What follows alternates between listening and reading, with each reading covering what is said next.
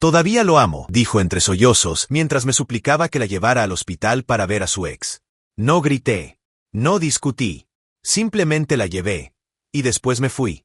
Esa noche empaqué mis cosas y dejé una nota. No te preocupes. Ahora él puede quedarse contigo. Me llamo Matías. Tengo 34 años. Y esta es la historia de cómo una sola frase destruyó todo lo que creía seguro en mi vida. Conocí a Clara, que entonces tenía 31, en la fiesta de cumpleaños de un viejo amigo. Ella estaba junto a la mesa de bocadillos, con la típica incomodidad de quien no conoce a nadie más en el lugar. Yo tampoco me sentía especialmente sociable, pero había algo en su mirada, como si esperara que alguien se acercara. Le ofrecí una cerveza y solté un mal chiste sobre el dip sospechoso que nadie tocaba. Su risa fue como una chispa. Algo en su forma de reír me hizo pensar, esta mujer vale la pena. Pasamos la noche hablando, riendo, contándonos anécdotas. Cuando me fui, ya tenía su número. A las pocas semanas, casi vivíamos juntos. A los 6 meses, rentamos un departamento y formalizamos la relación. Clara era graciosa, brillante, con ese toque de sarcasmo que me fascinaba. Teníamos una química que parecía sacada de película romántica. Ella había estado soltera más de un año tras terminar con Elías, su novio de toda la universidad. 7 años juntos, me dijo, pero se apagó la chispa. Nunca lo mencionaba mucho, lo cual me pareció una buena señal. Ni fotos, ni recuerdos. Cuando hablaba de él, lo hacía con neutralidad, como quien recuerda a un compañero de clases. Para mí, no era una amenaza.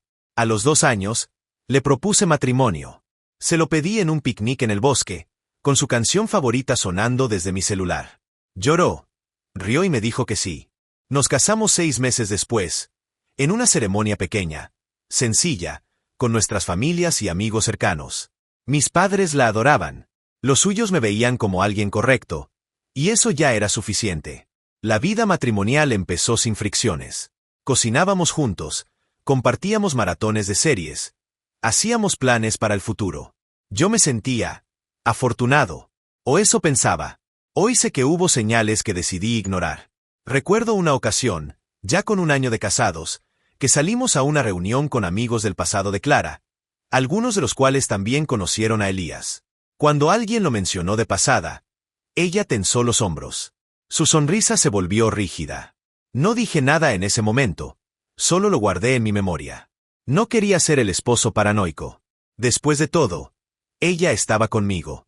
Y eso era lo que importaba. ¿No? Todo cambió en una Navidad. Clara invitó a su amiga Julia a quedarse con nosotros unos días. Las dos venían de la universidad y compartían 1000 historias. Una noche, con un poco de vino encima, Julia empezó a hablar de los viejos tiempos. El nombre de Elías apareció una y otra vez. Clara no solo no lo evitaba, lo buscaba. Preguntaba por él, por su trabajo, por su casa. ¿Aún vive cerca del lago?, preguntó, tratando de sonar casual. Sí, respondió Julia. Se compró aquella casa que siempre quiso. Y sigue soltero, por cierto. Nadie lo supera. Silencio. Luego, un cambio rápido de tema. Esa noche, ya en la cama, noté que Clara se quedó más tiempo en su celular. Me levanté a beber agua y al pasar vi que tenía abierto el Instagram de Elías. Al verme, cerró la app. Solo curiosidad, dijo, riendo. Quería ver si todavía tiene esa barba horrible. Lo dejé pasar. Pero algo quedó haciendo ruido dentro de mí. Desde entonces, comenzó a cambiar. Ya no reía igual. Se mostraba distante. Se perdía en sus pensamientos. Respondía con monosílabos. Me decía que estaba estresada por el trabajo. Que eran solo días pesados. Pero la conexión se rompía lentamente. A veces tenía destellos de cariño. Una risa sincera. Una caricia en la espalda. Una cena improvisada. Pero desaparecían rápido. Volvía a encerrarse en su silencio. Una noche, no aguanté más. Durante la cena, la confronté. Clara, ¿qué está pasando? No digas que no es nada. Te conozco. Me miró con esa mezcla de sorpresa y culpa. Es solo el trabajo, respondió. Mucho estrés, muchos pendientes. Pero sus ojos decían otra cosa. ¿No eres feliz conmigo?, insistí. Eres perfecto, dijo. Y esa frase me dolió más que una bofetada. Sonaba forzada, como una línea de guión repetida 1000 veces. ¿Hay alguien más?, pregunté. Ella negó con la cabeza. Nunca te engañaría. Te amo. Solo estoy confundida. Le creí. O preferí creerle. Unas semanas después, ocurrió algo extraño. Estaba preparando la cena cuando su celular, que había olvidado en la cocina, empezó a sonar. Era Julia. Contesté. ¿Clara está contigo?, preguntó. Quedaron de verse para un café hace 2 horas y no aparece. Me congelé. Clara me había dicho que trabajaría hasta tarde. Tal vez se confundió de día, respondí, aunque ambos sabíamos que no. Cuando volvió a casa esa noche, fingí normalidad. Me dijo que venía del trabajo, como si nada. Al día siguiente, llamé a su oficina. Me dijeron que había salido temprano, por un asunto personal. No la confronté. No aún. Solo empecé a observar, a hacer preguntas suaves, a sumar pistas. Y entonces, vino el golpe final. Un martes cualquiera. Clara me llamó con la voz temblorosa. «Es Elías», dijo. «Tuvo un accidente. Grave. ¿Puedes llevarme al hospital?» Mi corazón se detuvo. ¿Cómo sabía ella eso? ¿Por qué reaccionaba así? ¿Qué le importaba su ex? La recogí, la llevé. Durante el trayecto sollozaba sin parar. Y justo antes de bajar del auto, me miró con los ojos inundados y me soltó la frase que destrozó mi mundo. «Por favor, necesito estar con él. Todavía lo amo». La vi correr hacia las puertas del hospital sin mirar atrás. Ni una palabra de agradecimiento, ni una duda en su paso. Era como si yo no existiera. Como si el hombre que había compartido su vida durante 5 años fuera un taxista más en su noche de drama. Me quedé en el auto. Quieto. Sin tocar el volante. Sin moverme. El mundo había cambiado en un instante. Quise pensar que lo había dicho sin pensarlo. Que era el shock, el miedo. Pero no. Su voz sonaba segura. Clara sabía lo que decía. Y yo también. Esa frase, «todavía lo amo», tenía raíces. No se dice algo así si no lo sientes desde hace tiempo. La semilla había estado ahí. Yo solo no quise verla. Conduje de regreso a casa. No lloré. No grité. Solo conduje. Era como si mi cuerpo funcionara en piloto automático mientras mi mente se alejaba cada vez más. Al llegar, no dudé. Saqué una maleta. Metí mi ropa, mi laptop, mis documentos. Dejé atrás la cafetera que amábamos, los muebles que escogimos juntos, las fotos en la pared. Todo eso ahora era parte de una historia falsa. Una historia que se contaba a sí misma cada noche para dormir tranquila, pero que, en realidad, estaba llena de silencios, de mensajes borrados y de sentimientos no resueltos. En la encimera de la cocina dejé una nota simple, seca, cruel en su verdad. «No te preocupes. Ahora él puede quedarse contigo». Esa noche me recibió mi amigo Bruno. Ni siquiera hizo preguntas. Me abrió la puerta, me dio una cerveza y me dejó el sofá. Dormí profundamente por primera vez en meses. Los días siguientes fueron una mezcla de incredulidad y claridad. Finalmente entendía su distancia, sus excusas, las noches trabajando hasta tarde. Las piezas encajaban, pero aún así, dolía. No porque me hubiera gritado, no porque hubiera sido infiel físicamente, sino porque me había borrado del corazón lentamente y sin aviso. Apagué mi teléfono durante 3 días. Cuando lo encendí, explotó. Llamadas perdidas, mensajes sin abrir, correos. Todos de ella. Los primeros, confusión. ¿Dónde estás? ¿Qué significa la nota? ¿Estás bien? Luego, súplicas. Por favor, vuelve. No lo dije en serio. Solo estaba nerviosa. Escuché un correo de voz. Su voz, rota, me decía, «Por favor, Matías, llámame». Lo que dije en el auto no fue real. No estaba pensando con claridad. «No lo amo. Te amo a ti». Fue el momento, el miedo, ver a alguien en peligro. Solo me preocupaba por él como amigo. «Por favor, no me abandones». Pero ya era tarde. Las palabras no se pueden devolver al silencio. Lo que se dice con el corazón abierto, en medio de una crisis, suele ser lo más verdadero. Esa frase había sido su verdad desnuda. Y yo, simplemente, ya no podía confiar. Busqué un abogado. Inicié el proceso de divorcio. Volví al gimnasio. Empecé a pasar más tiempo con viejos amigos. Me refugié en el trabajo. Pero dentro, todo estaba desordenado. No sabía si debía sentirme traicionado, humillado o simplemente tonto. Tal vez las 3 cosas. Clara no se rindió fácilmente. Me escribía todos los días. Una vez fue hasta mi oficina. La vi por la ventana, parada con una caja en las manos. No bajé. Le pedí a la recepcionista que le dijera que no estaba. Me enteré, por amigos en común, que visitaba a Elías todos los días en el hospital, que pasaba horas con él. Y aún así, me juraba que lo suyo era solo preocupación. ¿Preocupación? ¿O arrepentimiento disfrazado de amor antiguo? Un mes después, la hermana menor de Clara, Lucía, me llamó. Siempre nos habíamos llevado bien. Dudé, pero acepté verla. Nos encontramos en una cafetería discreta. Está destrozada, me dijo mientras revolvía su café. ¿Por decir que lo ama? ¿O por ver mi lado de la cama vacío cada noche? Por todo, creo. Pero, Matías, no hubo una aventura. Ni física ni emocional. Arqueé una ceja. ¿Estás segura de eso? Se reconectaron por redes hace 6 meses. Al principio, solo mensajes casuales, recordando cosas. Pero hace un par de meses empezaron a hablar más seguido. Lo sé porque ella me lo contó. Sentía culpa, confusión. No pasó nada físico, pero emocionalmente. Sí, se perdió. Y lo lamenta. Asentí.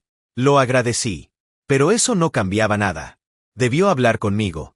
No esconderlo. Lo sé, se lo dije.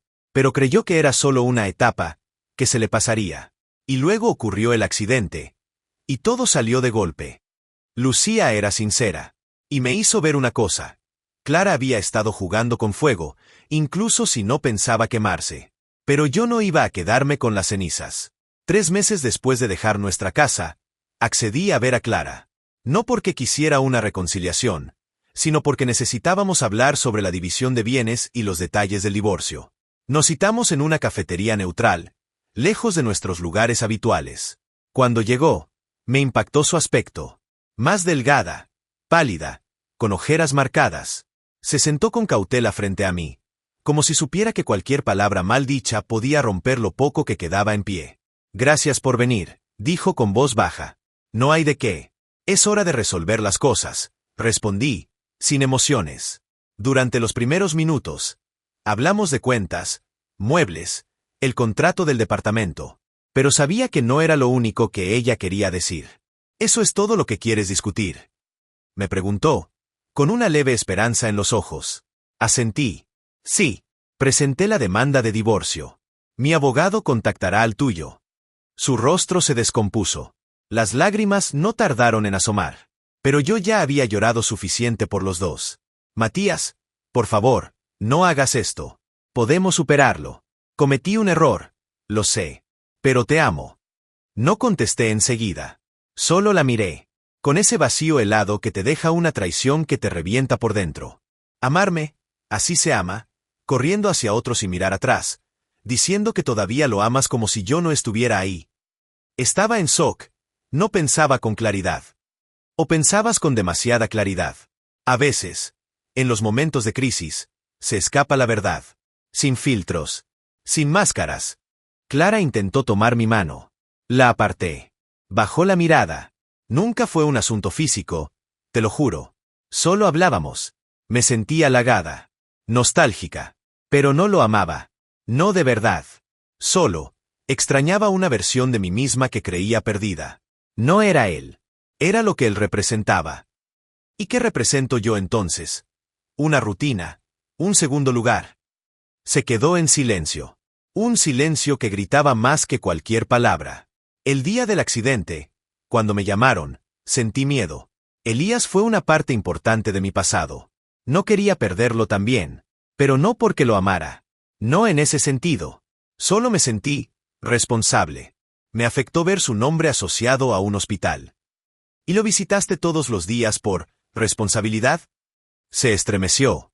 No esperaba que yo supiera eso. Quería asegurarme de que estuviera bien. Y luego, no sabía cómo volver contigo después de lo que dije. Claro. Más fácil esconderse con el que enfrentar lo que destruiste. La conversación fue larga. Llena de suspiros, lágrimas, silencios incómodos. Pero para mí, fue como cerrar una puerta sin arrepentimientos. Clara había hecho su elección mucho antes de aquella frase. Y aunque dijera que fue un error, lo cierto es que yo dejé de ser su prioridad hacía mucho tiempo. Durante las semanas siguientes, Clara intentó múltiples veces retomar el contacto. Pedía mediaciones, escribía cartas, Dejaba notas en la recepción de mi trabajo. Una de esas cartas, escrita a mano, llegó por correo. Detallaba todo, desde el primer mensaje de Elías, hasta la conversación en la que se dieron cuenta de que lo suyo ya no era amor, sino nostalgia mal gestionada. Me decía que lo suyo había sido una necedad emocional, que me amaba a mí, que me eligió a mí, pero que reaccionó mal, que se confundió. La leí entera, 2 veces. Sonaba sincera, pero para entonces, mi decisión ya no era sobre si perdonarla. Era sobre si podía volver a confiar. Y la respuesta era no. Algunas heridas cicatrizan con palabras. Otras necesitan años. Otras, nunca cierran del todo. Clara aún seguía visitando a Elías, aunque según amigos en común, rechazó cualquier intento de reavivar su relación. Iba, pero no se quedaba. Hablaban, pero no se tocaban. Según ella, solo buscaba cerrar ciclos. Pero yo no quería ciclos. Yo quería paz. Poco a poco, fui reconstruyendo mi vida. Me mudé a otro apartamento. Cambié de gimnasio. Retomé viejas pasiones. La fotografía, el senderismo, los fines de semana sin celular. Empecé a salir con otras personas, con cautela, sin apuros. Aún no estaba listo para amar, pero sí para volver a respirar sin miedo a ser traicionado por quien duerme a tu lado. Y aunque ella aún intentaba contactarme, aunque a veces escuchaba su nombre en conversaciones, me volví inmune. Ya no era rabia. Era distancia emocional. Como si Clara hubiera sido un sueño largo. Uno que al despertar solo deja una sensación vaga de tristeza. Mi abogado me dijo que estaba cerca el cierre legal del proceso. Solo faltaba su firma. Yo ya había firmado hacía semanas. Una semana después de que firmé los papeles del divorcio, Clara finalmente lo hizo también. Me enteré por mi abogado. Me dijo que no hubo discusión. Solo un largo suspiro antes de que ella estampara su firma con una mano temblorosa. Fue un cierre legal a una herida emocional que seguía abierta, pero al menos era un paso adelante. Y entonces, sucedió lo inesperado. Clara encontró esta historia. La publiqué aquí, bajo este nombre anónimo, como una forma de sacar lo que llevaba dentro. Lo hice por mí, no por ella, pero alguien de nuestro círculo, tal vez algún amigo mutuo, tal vez alguien que reconoció los detalles, le envió el enlace. Lo leyó. Me escribió un mensaje largo, muy distinto a los anteriores. Sin súplicas, sin promesas, solo aceptación. Me dijo que al leer cada comentario, cada análisis de personas que no nos conocían, entendió por fin mi dolor. Me pidió perdón, no por última vez, sino por primera vez con verdadera humildad. Me dijo que ya no insistiría, que entendía que el perdón no siempre es un puente de regreso, sino un camino hacia la paz. Y por primera vez, sentí un poco de alivio. No por lo que dijo, sino por lo que no dijo, que todo podía volver a ser como antes. Porque no podía. Desde entonces, Clara y yo no volvimos a hablar. Yo acepté una oferta de trabajo en otra ciudad. Me mudé. Cambié de entorno, de rutina, de voz interior. Poco a poco, la imagen de ella dejó de perseguirme en cada esquina, en cada sabor, en cada música que compartimos. La semana pasada, conocí a alguien. No estoy diciendo que sea el amor de mi vida ni una solución mágica. Pero hablamos durante horas en una cafetería, tal como hice con Clara aquella primera vez. Y por primera vez en mucho tiempo, me reí sin sentir culpa. Me sentí libre. Ahora vivo en un departamento pequeño pero luminoso. Hay una planta en la ventana que me recuerda que todo crece si le das luz. Me levanto temprano, corro por las mañanas, cocino para uno sin sentir soledad. La perra, sí, la que roncaba a mi lado mientras escribía esto por primera vez, sigue conmigo. Ella nunca dudó de mí. Nunca miró hacia otro lado cuando más la necesitaba. A veces me preguntan si hubiera hecho algo diferente. Si debía haberla perdonado. Si había una manera de salvar el matrimonio. Y la verdad es que, quizá sí, quizá otro hombre, en otra circunstancia, con otro corazón, hubiera decidido luchar. Pero yo no quería vivir una vida basada en el quizá. Yo quería certezas. Y la certeza que me dio Clara ese día, al decir que todavía amaba a otro, fue suficiente para mí. ¿Demasiado duro? Puede ser.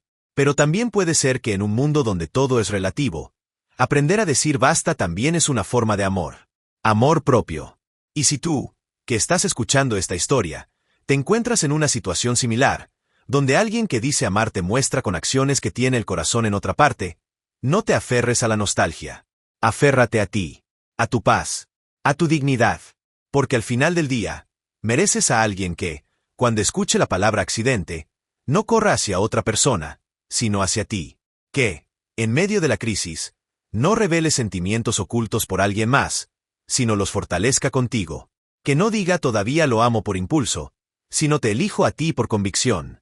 Esa persona existe, pero para encontrarla, a veces tienes que dejar ir a quien nunca fue realmente tuya. La vida no siempre te da finales felices, pero sí te da nuevos comienzos. Y el mío, empieza con una frase simple, dicha frente al espejo cada mañana. No me rendí por ella. Me elegí a mí.